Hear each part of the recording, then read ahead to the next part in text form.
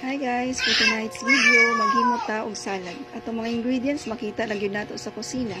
May pipino, red onion, kamatis, og apple. Nibutangan pud nato og boiled egg, sliced boiled egg. After ma-slice guys, ato nang i-mix ang atong gihimo nga sauce. Ang atong sauce di ay is made with mayonnaise, calamansi juice, salt and pepper to taste, garlic powder o optional lang pagbutang og sugar. So tarongon dyan na to og tilok guys, kay sayang kaayo ang iyahang sahog, di ba? Sakto lang din siya nga sa food para sa gidaghanon sa atong salad na di-slice.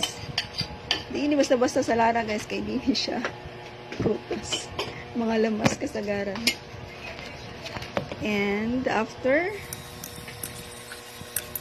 mix well para makombine ang sauce ug ang imong mga dry ingredients.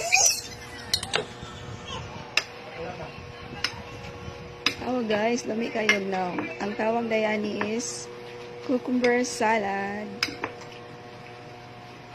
Yes, cucumber salad. Try ninyo guys, lami siya. Pwede siya sa mga nag-diet.